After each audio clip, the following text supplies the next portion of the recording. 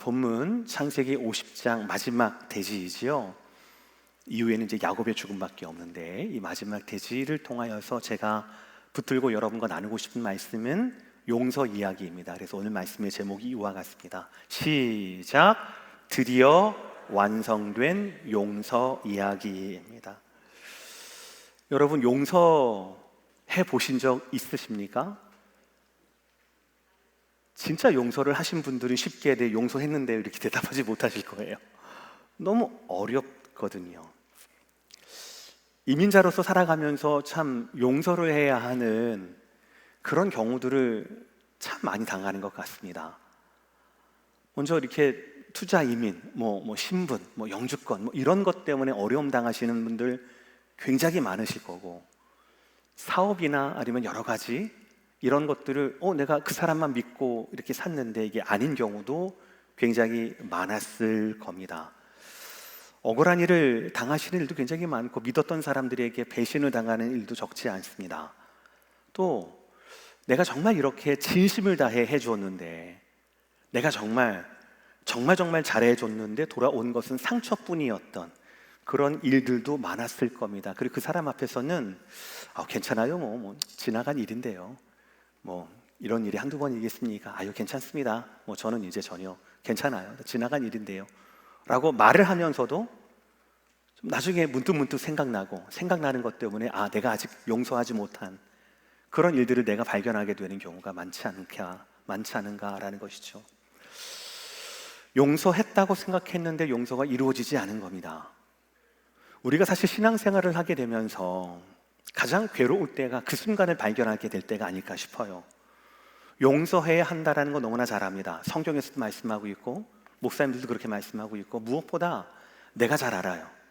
내가 하나님께 용서를 받았으니 나도 누군가를 용서를 해야 한다. 누구라도 용서를 해야 한다라는 것이죠. 그런데 용서가 되지 않습니다. 덮을 수는 있어요. 그냥 없는 셈 치지, 잊은 셈 치지.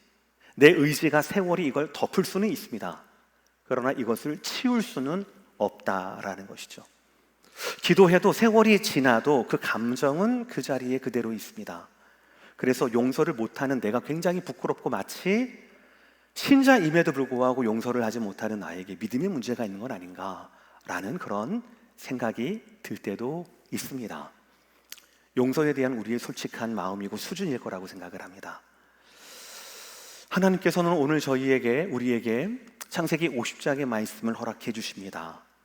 이것은 단순히 아주 오래전 요셉과 그 형제들의 동화책 이야기 말미에 나와 있는 이야기가 아닙니다. 이것은 용서에 관한 말씀입니다. 용서를 했음에도 불구하고 용서받지 못했던 그리고 그 진정한 용서가 이루어지지 않은 우리의 삶의 이야기이고요. 또 결국에는 진정한 용서는 과연 어디에서 오는가를 우리에게 안내해 주는 그런 말씀이 오늘의 말씀입니다. 오늘 우리는 진정한 용서가 없는 우리의 삶의 자리에서부터 진정한 용서를 마련해 주신 하나님의 그 자리까지, 십자가라는 그 자리까지 말씀을 통하여서 안내받고 한 걸음 한 걸음 나아가기를 원합니다. 첫 번째, 우리는 용서했음에도 불구하고 우리에게는 아직 두려운 마음이 있어요. 그리고 그 이유가 있습니다. 오늘 본문 바로 직전에 일어난 일이었습니다. 바로 요셉과 그 형들의 아버지였던 야곱이 죽게 됩니다. 야곱이 죽었습니다. 참 슬픈 일이지요. 그런데 이 슬픈 일들 가운데 그 아들들이 서로 슬픔을 나누고 그러지 않습니다. 요셉을 제외한 나머지 형들 마음 가운데 아버지 야곱을 죽으면서 아버지 야곱의 죽음에 대한 슬픔보다도 더 크게 그들의 마음을 움직였던 뭔가가 있었습니다. 그것이 바로 두려움이었어요. 15절의 말씀 다 함께 읽겠습니다. 시작. 요셉이 혹시 우리를 미워하여 우리가 그에게 행한 모든 악을 다 갚지나 아니할까? 성경을 좀 많이 읽으시는 분은 이상하다, 좀 그럴 때도 있을 것 같아요. 왜냐하면 요셉이 자기의 정체를 밝히는 그 순간, 식량을 구해 애굽까지 왔던 그 형들 앞에서 자기의 정체를 밝힌 그 순간, 바로 그 순간 요셉은 형들을 용서했거든요. 안아줬거든요. 창세기 45장의 말씀입니다. 최소 17년 전의 일이었습니다. 뭐라고 하냐면 근심하지 마소서, 한탄하지 마소서라고 끌어안아줬어요. 그리고 그 남은 17년 동안, 지금 긴 세월이죠. 짧은 세월은 아니죠. 그 긴 세월 동안 요셉은 형들 곁에 있었습니다. 같은 곳에 거주했습니다. 그리고 자기가 총리로서 형들과 그 아버지와 가족들을 한결같이 챙겨주었습니다. 그 세월이 최소 17년입니다. 근 20년이라고 할 수가 있을 거예요. 창세기 45장에서 오늘 50장까지 세월이 말이죠. 그런데 아버지가 죽자마자 20년 전, 17년 전에 그 두려움이 다시 생겨나는 겁니다. 다시 되살아나는 겁니다. 혹시 우리를 미워하여. 왜 그렇습니까? 형들은 45장에 17년에 했던 그 동생 요셉의 용서를 다 믿지 않았기 때문이에요. 정확히는 믿지 못했기 때문입니다. 요셉의 용서가 불완전하거나 불충분해서가 아니라 자기들이 지은 죄가 너무나 크고 깊었기 때문에 그랬어요. 동생을 죽이려고 했습니다. 노예상인에 팔았어요. 그리고 아버지에는 찢겨진 채색 옷을 쪼가리를 가지고 와서 짐승이 당신이 사랑하던 편애하던 당신의 아들을 삼켰나이다 라고 지난 세월 동안 거짓말을 했거든요. 형들은 지금 그 죄의 무게를 안고 45장이 지났음에도 불구하고 근 20년 동안 그 죄의 무게를 안고 살고 있었던 거예요. 그들이 지난 17년 동안, 근 20년 동안 요셉의 용서 말고 붙들고 살아왔던 이유는 바로 뭐냐면 아버지 야곱의 존재였습니다. 우리 아버지가 살아있을 동안엔 설마 끔찍히 아버지를 사랑하고 그리워했던 저 요셉이 형들인 우리를 어떻게 할 수 있을까? 라고 하는 계산이었습니다. 아버지가 살아있을 동안 설코 우리를 해코지 못하겠지. 그러니까 아버지 살아있을 동안 우리는 보장받은 거야. 그런데 그런 아버지가 죽어버린 것이에요. 그 계산이 무너지니까 다시 20년 전 갈팡질팡했던 그날로 돌아간 겁니다. 용서를 받았지만 두려워할 수밖에 없는 거예요. 그래놓고 이 형들이 꺼내든 것이 뭔 줄 아십니까? 바로 죽어버린 아버지의 유언이라는 말이었습니다. 16절과 17절의 말씀 제가 읽습니다. 요셉에게 말을 전하여 이르되입니다. 직접 말한 게 아니에요. 누군가를 보낸 겁니다. 메신저를. 말을 전하여 이르되 당신의 아버지가 돌아가시기 전에 명령하여 이르시기를 다 함께 시작. 너희는 이같이 요셉에게 이르라. 내 형들이 내게 악을 행하였을지라도 좀 큰 소리로 이제 바라건대 그들의 허물과 죄를 용서하라 하셨나니. 여러분 읽으면서 이상하지 않습니까? 성경 어디에도 야곱의 유언이라고 따로 나오지 않거든요. 기록이 없습니다. 형들이 아버지가 살아계실 때에는 이 얘기를 한 번도 요셉에게 전하지 않았거든요. 만약에 임종시에 정말 아버지가 이런 거를 남겼다라면 야 임종 때 이런 일이 있었어 라고 얘기를 해야 될 거 아닙니까?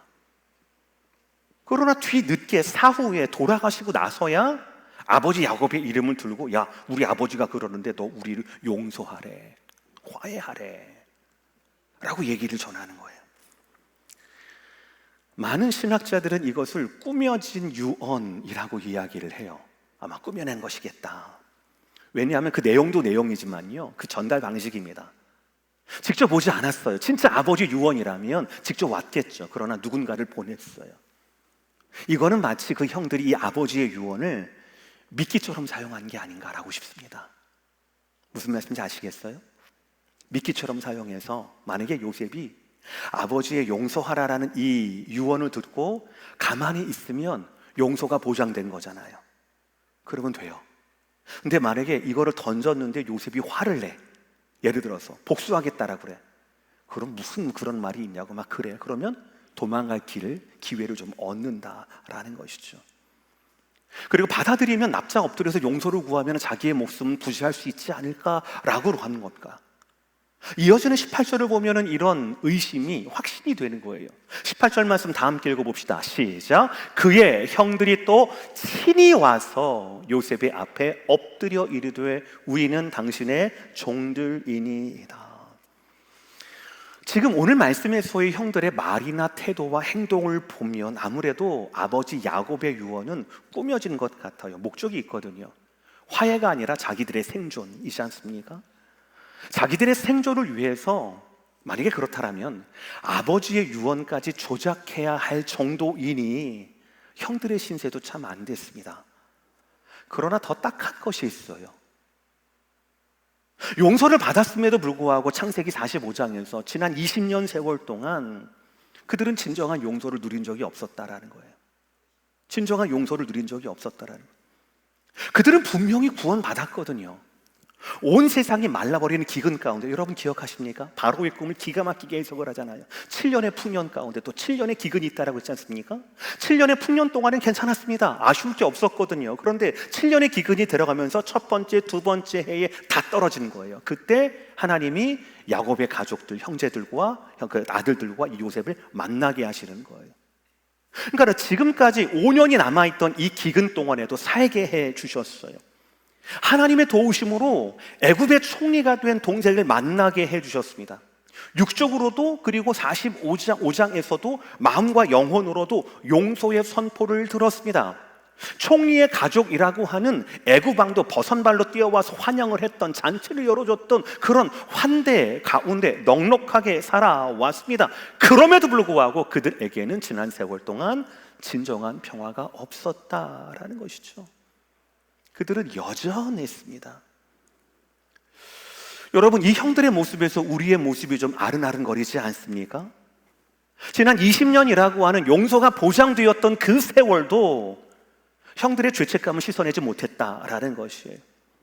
기근의 땅을 벗어나서 풍요의 땅, 고센 땅에 있었음에도 불구하고 그 어떤 좋은 조건과 상황도 이들의 두려움을 막아주지는 못했다라는 것입니다. 정말이라면 아버지의 유언을 조작하고 그리고 요셉에게 달려와서 동생이지만 우리가 이제 당신의 종이 되겠습니다. 그러니 우리를 좀 살려주세요 라고 했던 그들의 평안을 위한, 생존을 위한 최고의 의지와 최고의 노력 또한 형들의 영혼에 진정한 평안을 주지 못했다라는 것이지요. 이 땅 가운데 아둥바둥 살아가면서도 죄의 무게와 죄의 결과인, 죄의 무게인 삶의 숙제와 죄의 결과인 죽음에 쫓겨 이리저리 살아가고 있는 저와 여러분의 모습이 바로 이 형들의 모습이 아닌가라고 생각이 들어요. 그러면 여러분, 요셉은 어땠을까요? 요셉은 일찍이 45장에서 용서를 선언한 요셉은 마음의 짐을 다 내려놓은 정말 평안한 상태였을까요? 본문은 오늘 요셉의 눈물을 통하여서 요셉의 한계도 우리에게 답을 해주고 계셔요. 분명 요셉은 최선을 다했어요. 그러나 그 최선도 한계가 있었다라는 것이에요. 제가 있습니다. 17절 하반절의 말씀에 형들의 이런 얘기들을 다 듣고 요셉이 그들이 그에게 하는 말을 들을 때에 울었더라. 여러분, 이 눈물을 그냥 지나쳐서는 안 됩니다. 이게 과연 분노의 눈물이었을까요? 그렇다고 아버지 유언을 조작해 이런 분노의 눈물이었을까요? 아니면 형들의 호소에 저렇게까지 죄를 깊이 있게 반성하는구나 라고 하는 그 회개에 대한 감동의 눈물이었을까요? 저는 아니라고 생각을 합니다.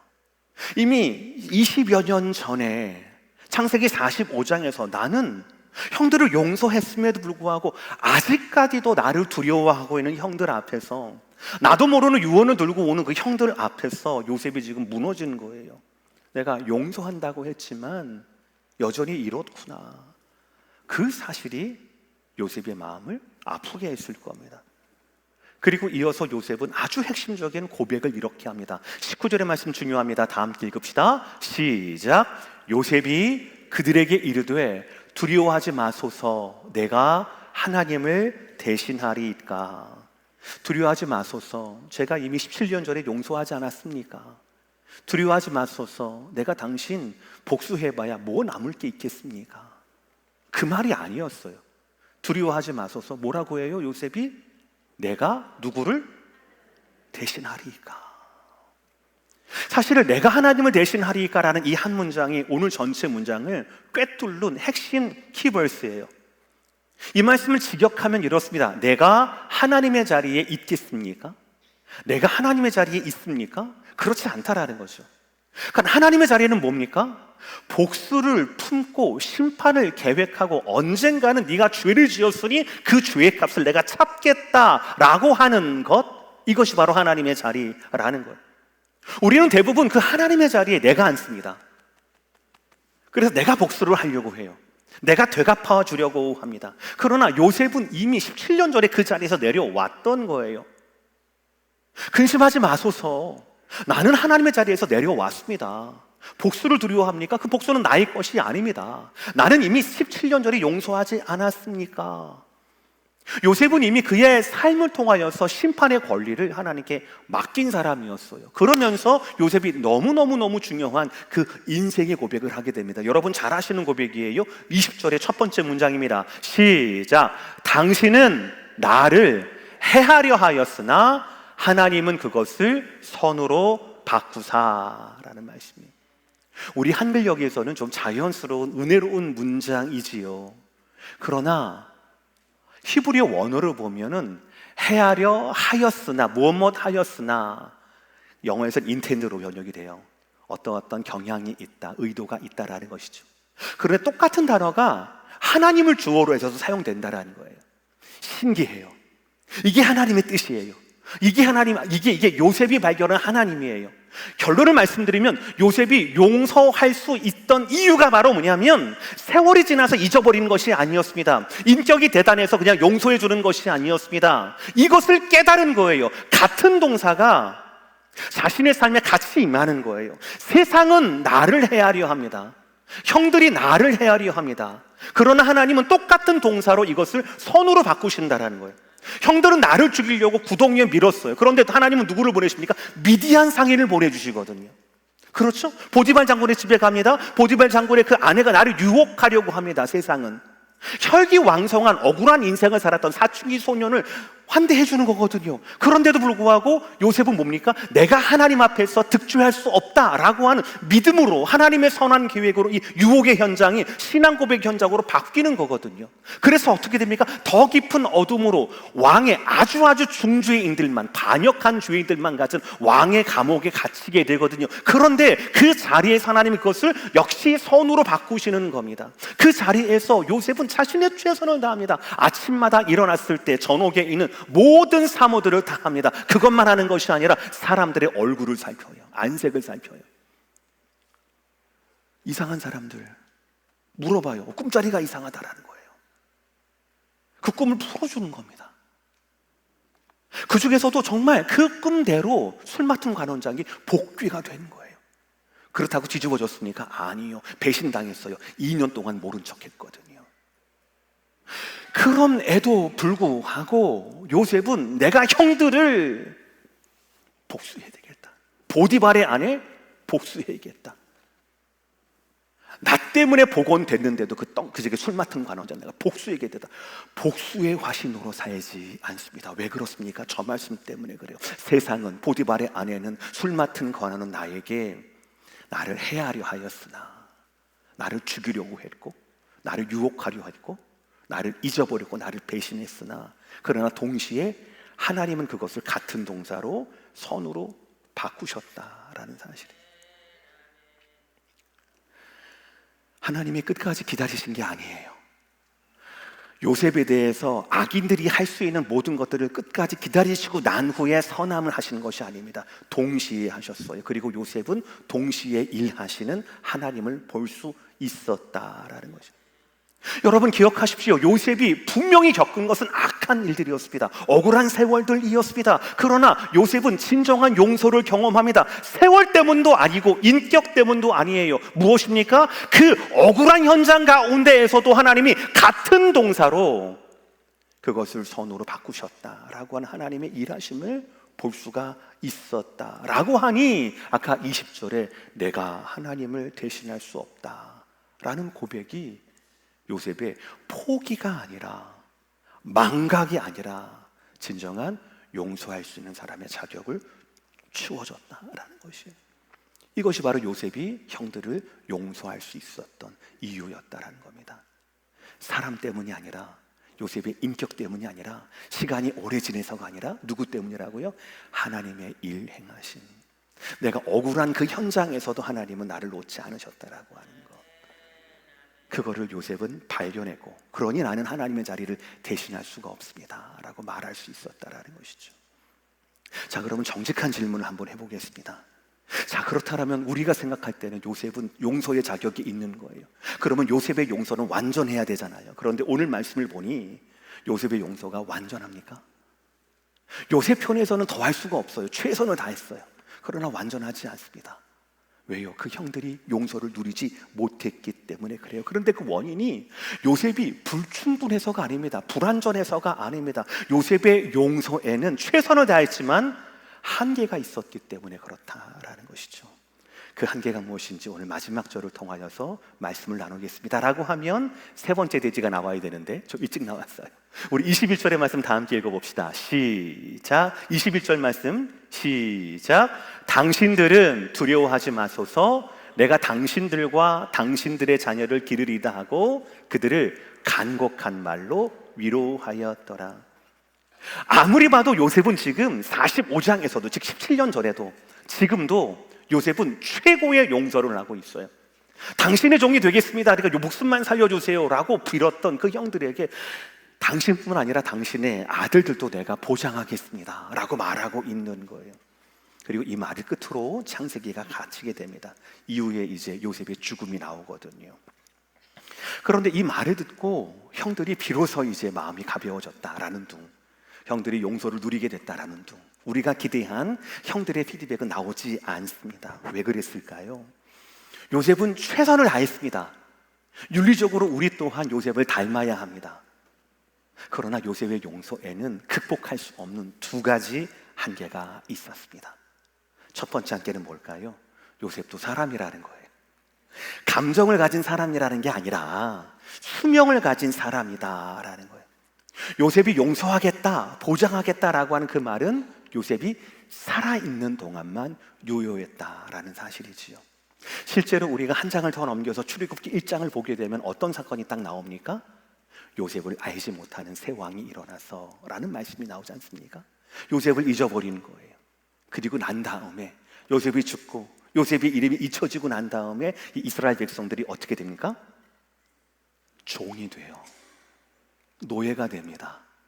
더 이상 총리 요셉의 개런티는 없어지게 되는 거예요.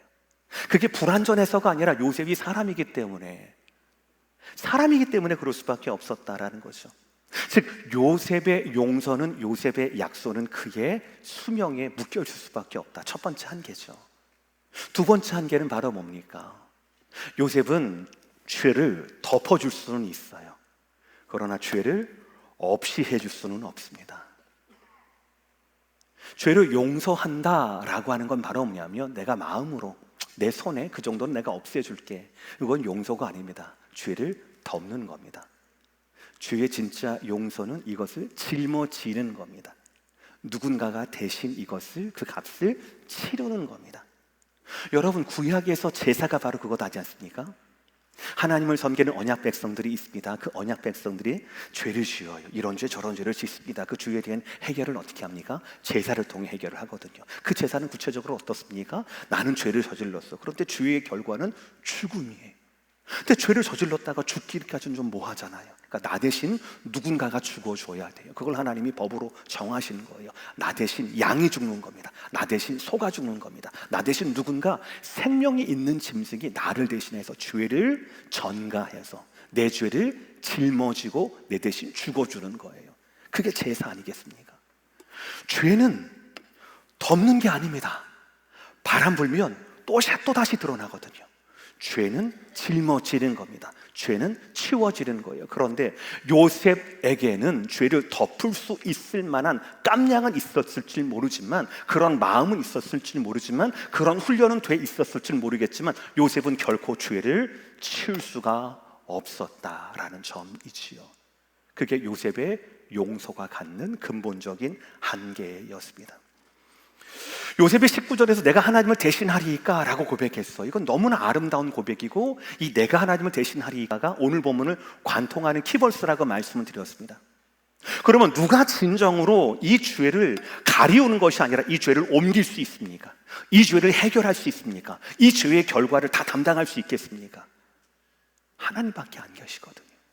하나님밖에 안 계시거든요.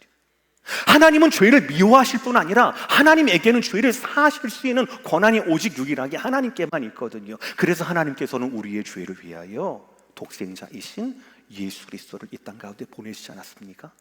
단번에 우리의 영원한 어린 양으로서 저와 여러분의 모든 죄를, 과거와 현재와 미래의 모든 죄를 담당하시는 하나님의 어린 양으로서, 살아있는 양으로서, 살아있는 제물로서 그 어린 양에게 그 모든 죄를 담당하기 위하여서 보내시지 않았느냐라는 말씀이에요. 예수님 오시기 수백 년 전 선지자 이사야는 이렇게 말씀하고 있습니다. 이사야 53장 4절의 말씀 다 함께 시작. 그는 실로 우리의 질고를 지고 우리의 슬픔을 당하였거늘. 우리의 질고를 치우는 게 아니에요. 잊어버리는 게 아닙니다. 우리의 질고를 지고라고 되어 있어요. 누가? 예수님께서 그렇다라는 거예요. 아까 전에 형들이 요셉에게 와서 이게 아버님의 유언이라고 말하면서 우리의 죄와 허물을 용서해라 라고 했잖아요. 그 용서해라는 말 단어가 바로 우리의 죄를 지고하고 똑같은 단어예요. 나사라고 하는 리프트업이에요. 짊어지다라는 겁니다. 근데 요셉은 그걸 짊어질 수가 없어요. 요셉도 생명이 하나밖에 없거든요. 형들의 죄를 짊어지면 자기도 죽어야 되는 거거든요.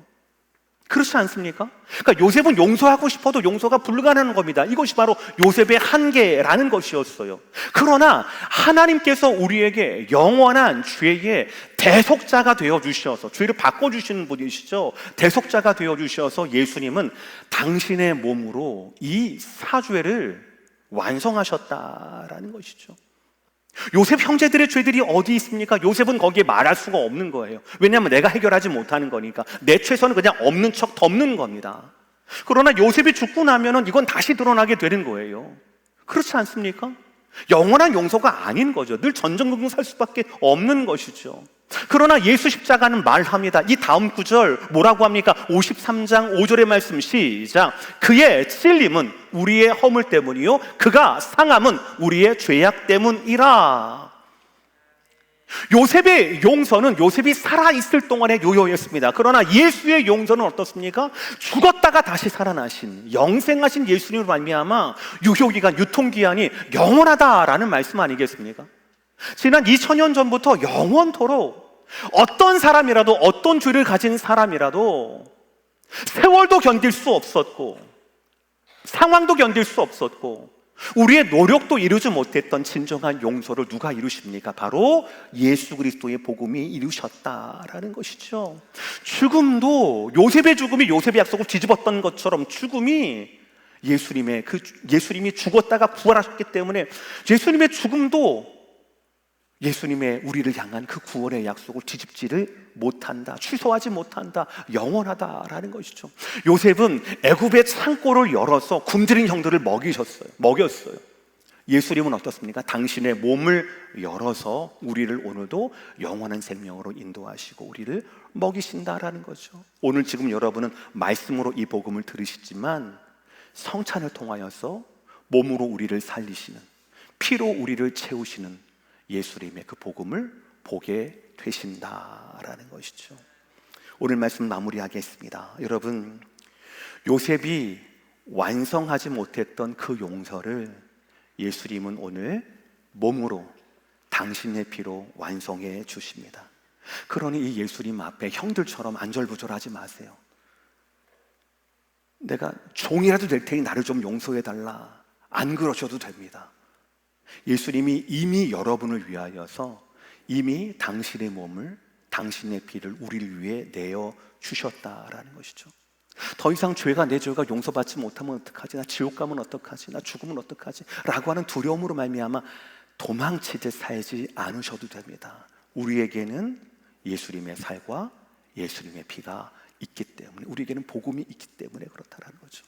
혹시 여러분 가운데 용서를 할 수 없어서 고통스러운 분이 계십니까? 용서를 해야 한다는 것을 알면서도, 특히 그리스도인이 그래야 한다는 걸 알면서도 되지 않는, 여러분, 우리 안에서 용서라는 것은 억지로 짜내서 나오는 힘이 아닙니다. 나를 먼저 용서하신 분 앞에서 나아가는 겁니다. 용서는 내 안에서 먼저 채워질 때, 끊임없는 용서이신 예수 그리스도의 완벽한 용서가 우리의 삶에, 우리의 몸에, 우리의 피에 채워질 때, 그때서야 비로소 우리는 우리의 짐을 내려놓을 수 있는 것이에요. 요셉이 할 수 없었던 그 용서, 예수님이 완성하셨습니다. 그 예수님의 자비가 우리 가운데 먼저 오셨습니다. 그러므로 우리는 두려움이 아니라 감사함으로 우리가 주 앞에 서야 할 것입니다. 그리고 이어서 우리가 드릴 이 성찬이 바로 그런 신앙 고백이라고 하는 것, 여러분 믿으시고 그 초청의 자리 가운데 함께 오시기를 주의 이름으로 축복합니다.